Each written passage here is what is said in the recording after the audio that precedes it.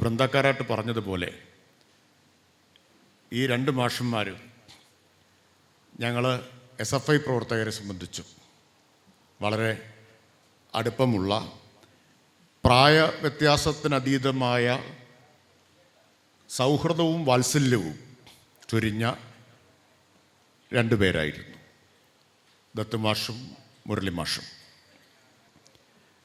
തൃശ്ശൂരിലെ രാഷ്ട്രീയ, സാംസ്കാരിക, സാമൂഹിക മേഖലകളിലെല്ലാം വേറിട്ട ഇടപെടലുകൾ കൊണ്ട് ശ്രദ്ധേയരായ രണ്ടുപേരായിരുന്നു.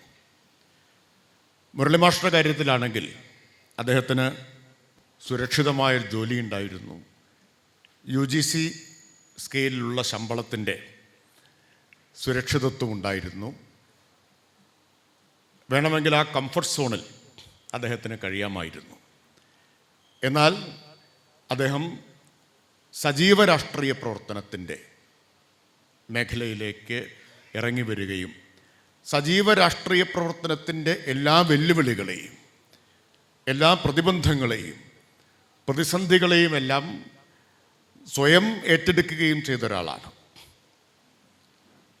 വേണമെങ്കിൽ അദ്ദേഹത്തിന് ചെയ്യാൻ കഴിയുമായിരുന്ന കാര്യം CPIM-ൻ്റെയോ ഇടതുപക്ഷത്തിൻ്റെയോ ഒക്കെ സഹയാത്രികനായി പ്രത്യേകിച്ച് ചിലവൊന്നുമില്ലാതെ ചില അഭിപ്രായങ്ങളൊക്കെ പറഞ്ഞ്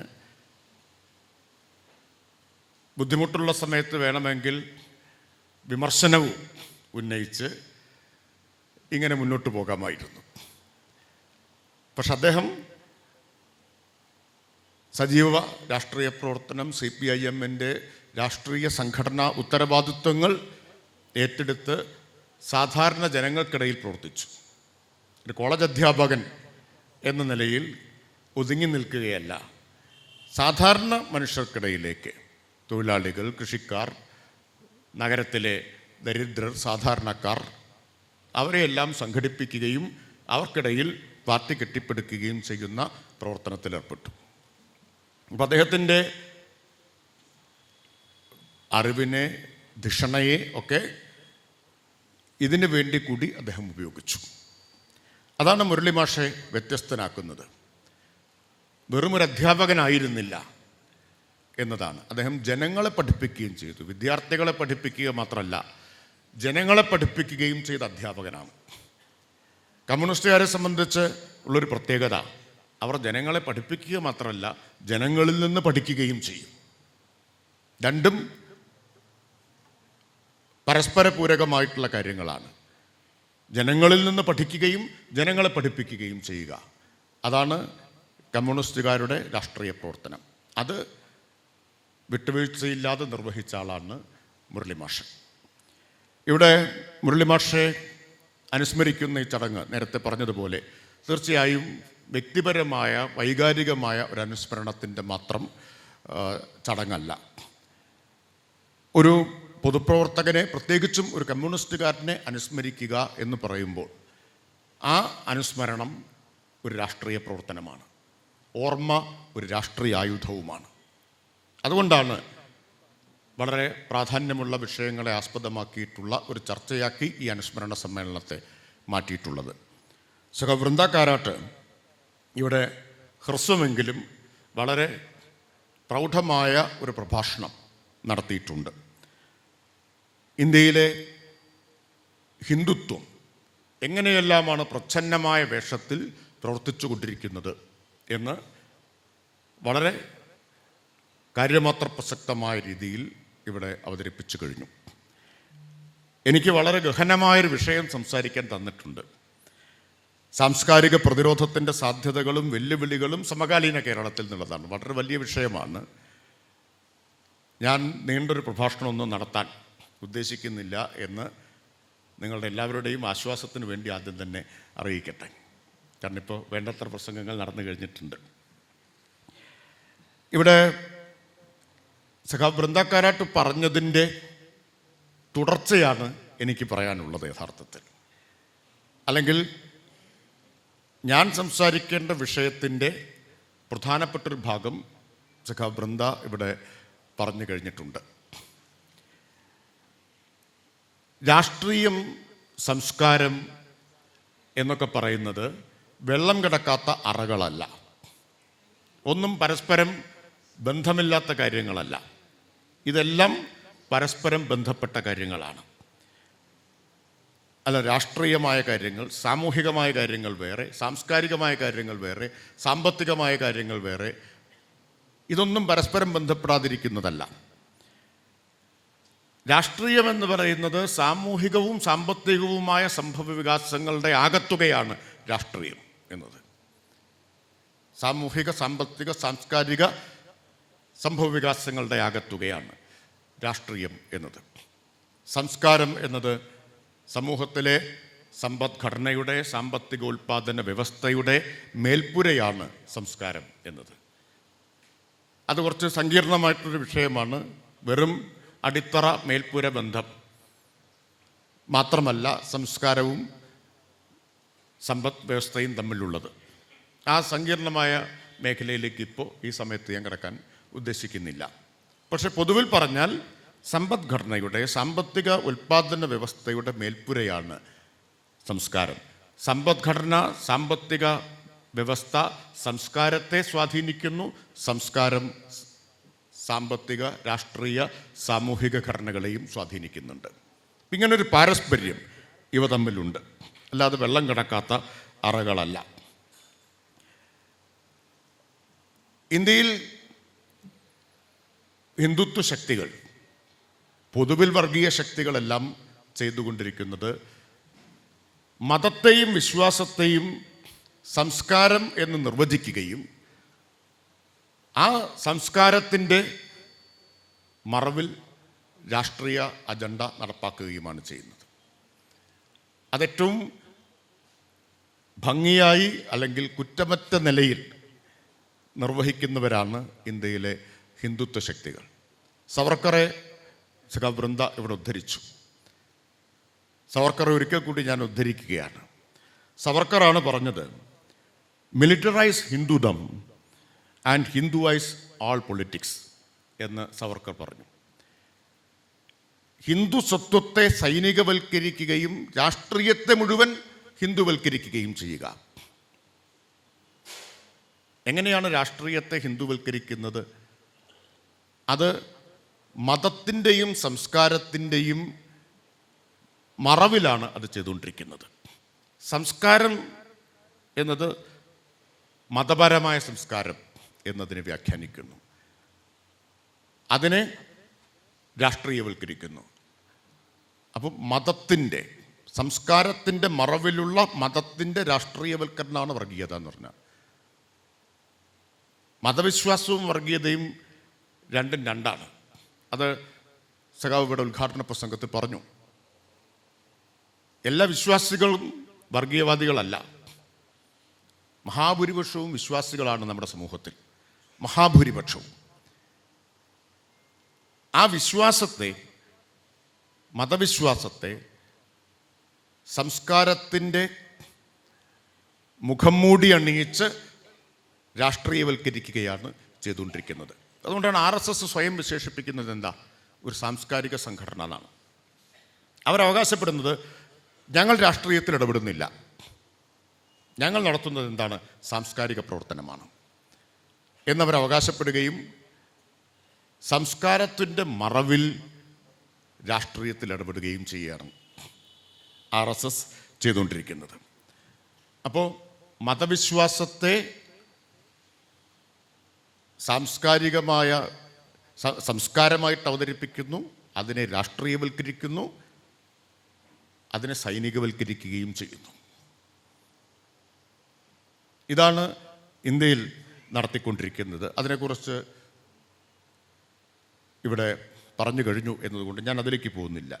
ഇനി കേരളത്തിലേക്ക് വന്നാൽ ഈ പ്രക്രിയ കഴിഞ്ഞൊരു 3 പതിറ്റാണ്ടിലേറെക്കാലമായി, പ്രത്യേകിച്ച് ബാബറി മസ്ജിദ് മൂവ്മെൻറ്റിന് ശേഷം, രാമജന്മഭൂമി പ്രസ്ഥാനം ഉയർന്നു വന്നതിന് ശേഷം കേരളത്തിൽ സംഘടിതമായും ആസൂത്രിതമായും ചെയ്തുകൊണ്ടിരിക്കുകയാണ്. സംസ്കാരത്തിൻ്റെ മറവിലുള്ള രാഷ്ട്രീയ പ്രവർത്തനം, അതാണ് കഴിഞ്ഞൊരു 3 പതിറ്റാണ്ടിലേറെക്കാലമായിട്ട് നടത്തിക്കൊണ്ടിരിക്കുന്നത്.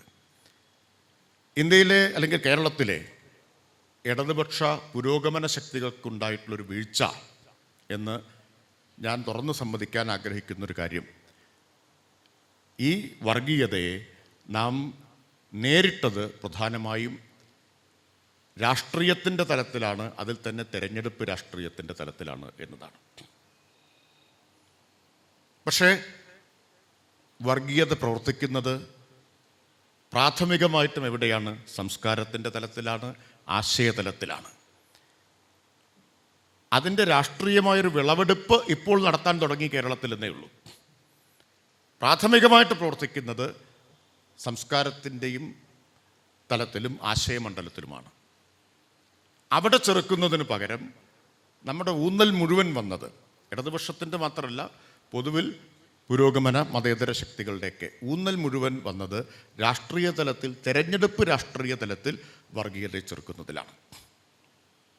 അതുകൊണ്ട് ആ പരിമിതി നമുക്ക് മറികടക്കാൻ കഴിയേണ്ടതുണ്ട്, അല്ലെങ്കിൽ അതിൻ്റെ സമയം വളരെ അതിക്രമിച്ചിരിക്കുന്നു എന്നതാണ് പ്രധാനമായിട്ടും പറയാനുള്ളത്.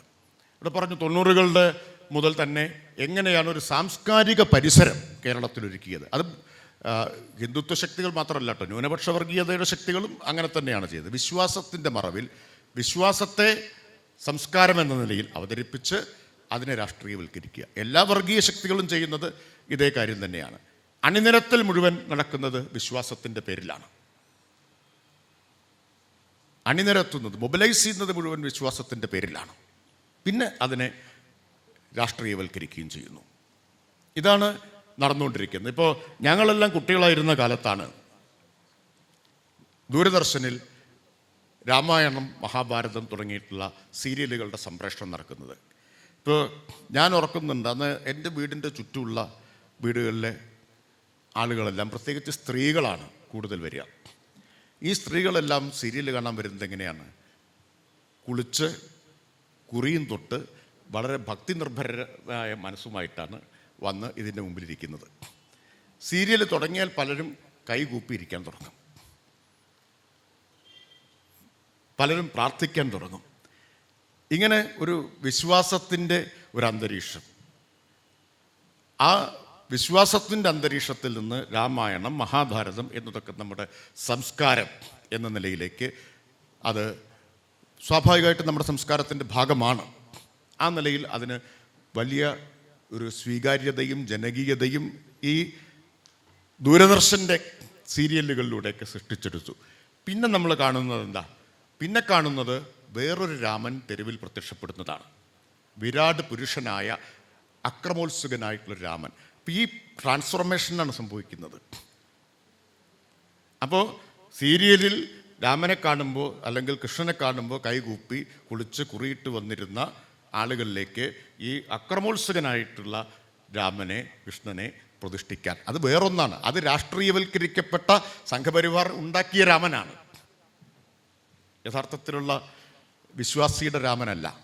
അപ്പോൾ വിശ്വാസിയുടെ രാമനും ഹിന്ദുത്വ ശക്തികൾ സൃഷ്ടിച്ചെടുത്ത രാമനും രണ്ടും രണ്ടാണ്. പക്ഷേ വിശ്വാസിയുടെ മനസ്സിലേക്ക് ഹിന്ദുത്വ ശക്തികൾക്ക് അവരുടെ അക്രമോത്സുകതയുള്ള രാമനെ, വിരാട് പുരുഷ് എന്ന് അവർ വിശേഷിപ്പിക്കുന്ന രാമനെ എളുപ്പത്തിൽ പ്രതിഷ്ഠിക്കാൻ പറ്റുന്നു. അങ്ങനെയാണ്. പിന്നെ നമ്മൾ കണ്ടത് എന്താണ്? ബാബറി മസ്ജിദ് പ്രസ്ഥാനം തുടങ്ങിയപ്പോൾ ഇഷ്ടിക കേരളത്തിൽ പോലും എല്ലാ ഗ്രാമങ്ങളിൽ നിന്നും പൂജിച്ച് അയോധ്യയിലേക്ക് കൊണ്ടുപോയി. യാത്രയപ്പ് ചടങ്ങുകൾ നടന്നു. എങ്ങനെയാണ് വിശ്വാസം, സംസ്കാരം രാഷ്ട്രീയ അണിനിരത്തലിൻ്റെ ഉപാധിയായിട്ട് മാറുന്നത് എന്നതിൻ്റെ ഉദാഹരണമാണ്. ഇവിടെ ഉത്സവങ്ങളുടെ കാര്യം ബംഗാളിൻ്റെ അനുഭവത്തെ മുൻനിർത്തി പറഞ്ഞു. നമ്മുടെ അനുഭവത്തിലില്ലേ? ഗണേശോത്സവം കേരളത്തിൽ എന്നാണ് ഒരു വലിയ ആഘോഷമായിട്ട് മാറിയത്? ഞാൻ പാലക്കാട്ടിൽ നിന്ന് വരുന്ന ആളാണ്. എനിക്കറിയാം പാലക്കാട്ടെ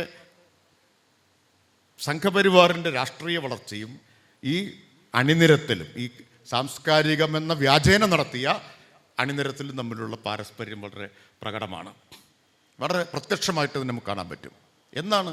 ഒരു 15 വർഷമായിട്ടുണ്ടാവും അല്ലേ? പരമാവധി ഒരു 15 വർഷമായിട്ടുണ്ടാവും ഒരു വലിയ ആഘോഷമായിട്ട് മാറുന്നത്. ആദ്യം പതുക്കെ ഒരു പുതിയ ആഘോഷമായിട്ട് വരുന്നു. പിന്നെ നമ്മൾ കാണുന്നത് എന്താണ്? ആ ആഘോഷം പതുക്കെ പതുക്കെ അക്രമാസക്തമായിട്ട് മാറുന്നു. ശരീരഭാഷ മാറുന്നു, അതിലെ മുദ്രാവാക്യങ്ങൾ മാറുന്നു, തലയിൽ ഈ കാവി തുണി കൊണ്ടുള്ള കെട്ട്, പിന്നെ പോകുമ്പോൾ ഇതര മതസ്ഥരുടെ വാഹനങ്ങൾക്ക് നേരെ ആക്രോശിക്കുന്നു. ഇതെല്ലാം നേരിട്ട് കണ്ട അനുഭവത്തിൻ്റെ മുന്നിലാണ് ഞാൻ പറയുന്നത്. പിന്നെ പതുക്കെ കുറച്ചു കാലം കഴിയുമ്പോൾ ഗണേശോത്സവത്തിൻ്റെ ഘോഷയാത്ര നടക്കുന്ന ദിവസം അതിൽ ചെന്ന് പെടാതിരിക്കാൻ പലരും ശ്രദ്ധിക്കുന്ന സ്ഥിതിയായി. ഒരു ഭീതിജനകമായൊരു അന്തരീക്ഷം സൃഷ്ടിച്ചെടുക്കുന്നു. ഭീതിജനകമായൊരു അന്തരീക്ഷം. ബംഗാളിൽ രാമനവമി ഘോഷയാത്രയുടെ പേരിലാണ് ഇതുണ്ടായത്.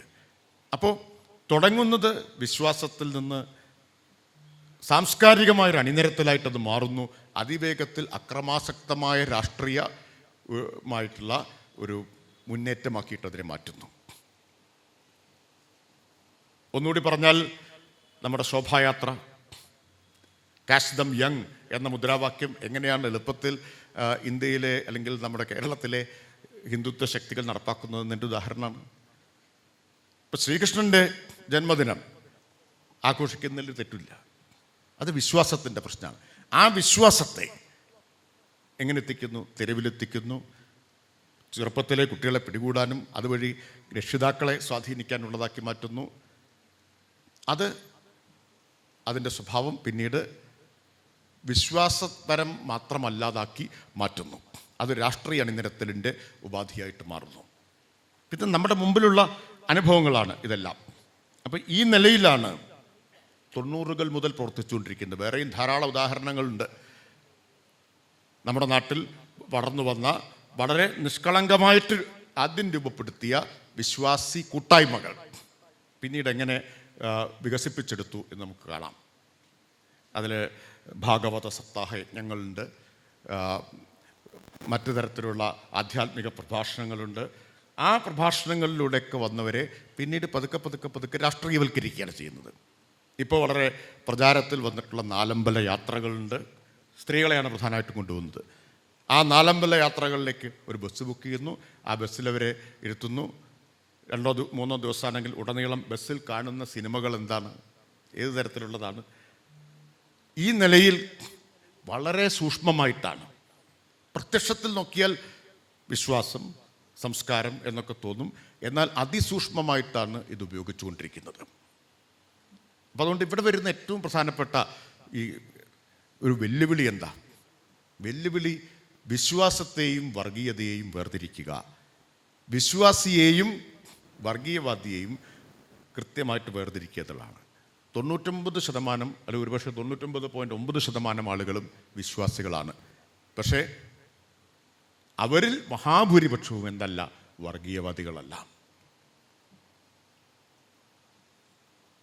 അപ്പോൾ എളുപ്പത്തിൽ തെറ്റിദ്ധാരണ ഉണ്ടാക്കാൻ പറ്റും. ഇത്തരത്തിലുള്ള അണിനിരത്തലുകളെ, രാഷ്ട്രീയവും വർഗീയവുമായിട്ടുള്ള അണിനിരത്തലുകളെ എതിർത്താൽ അതിനെ ഉടൻ പ്രതിരോധിക്കുന്നത് എന്ത് പറഞ്ഞുകൊണ്ടാണ്? വിശ്വാസത്തെ എതിർക്കുന്നു എന്ന് പറഞ്ഞിട്ടാണ്. വിശ്വാസത്തെ എതിർക്കുന്നു എന്ന് പറഞ്ഞിട്ടാണ്. എല്ലാം വർഗീയവാദികളും ഇത് ചെയ്തിട്ടുണ്ട്. ഇപ്പോൾ സ്ത്രീകളുടെ വിവാഹമോചിതയായ മുസ്ലിം സ്ത്രീയുടെ ജീവനാംശത്തിൻ്റെ പ്രശ്നം ഉന്നയിച്ചപ്പോൾ EMSനെയും EMSൻ്റെ പ്രസ്ഥാനത്തെയും ന്യൂനപക്ഷ വർഗീയവാദികൾ എതിർത്തത് വിശ്വാസത്തെ എതിർക്കുന്നു എന്ന് പറഞ്ഞിട്ടാണ്. അപ്പോൾ വിശ്വാസത്തെ ഒരു മറയായിട്ട് ഉപയോഗിക്കുക എന്നത് വർഗീയ ശക്തികൾ എല്ലാ കാലത്തും ചെയ്തിട്ടുള്ള ഒരു കാര്യമാണ്. അപ്പം അതുകൊണ്ട് ഏറ്റവും വലിയ വെല്ലുവിളി വിശ്വാസിയെ വർഗീയവാദിയിൽ നിന്ന് വേർതിരിക്കുക എന്നുള്ളതാണ്. പിന്നെ കേരളത്തിൽ സാംസ്കാരിക തലത്തിലും ആശയതലത്തിലും ഉള്ള ഇടപെടൽ ശക്തിപ്പെടുത്തുക.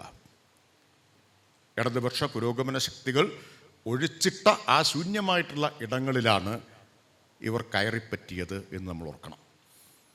അതുകൊണ്ട് അവിടെ ചെറുക്കുക. പ്രതിരോധം തുടങ്ങേണ്ടത് അവിടെ നിന്നാണ്. അതിനെ രാഷ്ട്രീയ പ്രതിരോധമായിട്ട് വികസിപ്പിക്കുക. ഇപ്പോൾ സംഭവിക്കുന്നത് രാഷ്ട്രീയ പ്രതിരോധം ഉണ്ടാവുന്നു, ഈ മേഖലകളിൽ പ്രതിരോധം ഉണ്ടാവുന്നില്ല എന്നുള്ളതാണ്. ഇപ്പോൾ നവോത്ഥാന കാലത്ത് എന്നതുപോലുള്ള ആശയപ്രചരണം, സാംസ്കാരിക പ്രവർത്തനം നടക്കേണ്ടതാണ്. ശ്രീനാരായണ ഗുരുവിനെ പോലുള്ള ആളുകൾ, ചട്ടമ്പിസ്വാമിയെ പോലുള്ള ആളുകൾ, വാഗ്ഭടാനന്ദനെ പോലുള്ള ആളുകൾ ഒക്കെ നടത്തിയതുപോലുള്ള സാമൂഹിക സാംസ്കാരിക ഇടപെടൽ, ആശയപ്രചരണം, അതാണ് അതുപോലെ ആവർത്തിക്കുക എന്നുള്ളതല്ല. അന്നത്തെ കാലത്ത് ചെയ്ത കാര്യങ്ങൾ ഇന്ന് അതുപോലെ ആവർത്തിച്ചത് കൊണ്ടായില്ല. പക്ഷേ ആശയപ്രചരണത്തിന് വലിയ പ്രാധാന്യമുണ്ട്. തലത്തിൽ ഇതിനെ ചെറുക്കാതെ രാഷ്ട്രീയ തലത്തിൽ മാത്രം ചെറുക്കാനാവുകയില്ല. അതുപോലെ ജനകീയവും മതനിരപേക്ഷവുമായ ഒരു സാംസ്കാരിക പദ്ധതി മുന്നോട്ട് വയ്ക്കണം. ഇപ്പം എന്താ ചെയ്യുന്നത്? വിശ്വാസത്തെ സംസ്കാരമായിട്ട് അവതരിപ്പിക്കുകയാണ്. എന്നാൽ സംസ്കാരം മതാത്മകം മാത്രമല്ല, മതാത്മകമല്ല, മതനിരപേക്ഷമാണ്. ഏതൊരു നാടിൻ്റെയും സംസ്കാരം, പ്രത്യേകിച്ച് കേരളത്തിൻ്റെ സംസ്കാരം, ജനകീയമായൊരു സംസ്കാരം നമ്മുടെ നാടിനുണ്ട്, മതനിരപേക്ഷമായൊരു സംസ്കാരമുണ്ട്. അപ്പം ആദിവാസികളുടെ സംസ്കാരത്തെക്കുറിച്ചുകൂടെ പറഞ്ഞു. എങ്ങനെയാണ് ആദിവാസി സംസ്കാരത്തെ സംസ്കൃതവൽക്കരിക്കുന്നത് എന്ന് ഇവിടെ പറഞ്ഞു. അത് തന്നെയാണ് നമ്മുടെ നാട്ടിൽ സംഭവിക്കുന്നത്. അതുകൊണ്ട് നമ്മളെങ്ങനെയാണ് അതിനെ പ്രതിരോധിക്കേണ്ടത്? നമ്മുടെ നാടിൻ്റെ സംസ്കാരത്തിൻ്റെ ജനകീയ പാരമ്പര്യത്തെ, മതനിരപേക്ഷ പാരമ്പര്യത്തെ ഉയർത്തിപ്പിടിക്കുക, അതിനെ സജീവമാക്കുക എന്നതാണ് ഇന്ന് ചെയ്യേണ്ടത്. നമ്മുടെ നാട്ടിൽ ഇപ്പോൾ വലിയ ജനകീയ സാംസ്കാരിക ഇടപെടലുകളുടെ മാതൃകകളും ചരിത്രവുമുണ്ട്. കവിയരങ്ങുകൾ സജീവമായിരുന്ന ഒരു കാലമുണ്ട്.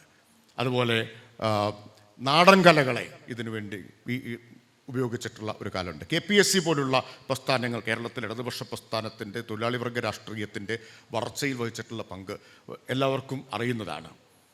പിന്നീട് കുറേ കാലം കൂടി കഴിഞ്ഞപ്പോൾ ജനകീയ ഫിലിം സൊസൈറ്റികൾ രൂപപ്പെട്ടു വന്നു. പ്രാദേശികമായ ചലച്ചിത്രമേളകൾ രൂപപ്പെട്ടു വന്നു. ഇപ്പോൾ ലിറ്ററേച്ചർ ഫെസ്റ്റിവലുകളുടെ കൂടി കാലമാണ്. ധാരാളം ലിറ്ററേച്ചർ ഫെസ്റ്റിവൽ. പക്ഷേ ഇന്ത്യയിൽ ഇത്രയും ലിറ്ററേച്ചർ ഫെസ്റ്റിവൽ നടക്കുന്ന വേറൊരു സംസ്ഥാനം ഉണ്ടാവും തോന്നുന്നില്ല. അത്രയേറെ. നമുക്കാണെങ്കിൽ ഇപ്പോൾ താലൂക്ക് അടിസ്ഥാനത്തിൽ വരെ ലിറ്ററേച്ചർ ഫെസ്റ്റിവൽ നടക്കുന്നുണ്ട്. എന്താണ് സ്ഥിതി? ജില്ലാടിസ്ഥാനത്തിലുണ്ട്, ധാരാളമുണ്ട്. അവിടെയൊക്കെ ധാരാളം പേർ, പ്രത്യേകിച്ച് ചെറുപ്പക്കാർ, പുതിയ തലമുറയിൽപ്പെട്ടവർ വരുന്നുണ്ട്. അത്തരം പ്രതിരോധങ്ങളെ കൂടുതൽ വളർത്തിക്കൊണ്ടുവരിക, ശക്തിപ്പെടുത്തുക. ഫിലിം ഫെസ്റ്റിവൽ, ലിറ്ററേച്ചർ ഫെസ്റ്റിവൽ തുടങ്ങിയിട്ടുള്ളവയെ അത് ഇടതുപക്ഷ പുരോഗമന ശക്തികൾ ഇന്ന് ശ്രദ്ധിക്കേണ്ട ഒരു മേഖലയാണ് എന്ന് തോന്നുന്നു. ഇപ്പോൾ തന്നെ കുറച്ച് നീണ്ടുപോയിട്ടുണ്ട്. പിന്നെയും കൂടുതൽ സമയമെടുക്കുന്ന ഉചിതമല്ല. അതുകൊണ്ടാണ് ഞാൻ പറഞ്ഞത് ഇതൊരു വലിയ വിഷയമാണ്, ആഴത്തിൽ ചർച്ച ചെയ്യേണ്ട ഒരു വിഷയമാണ്.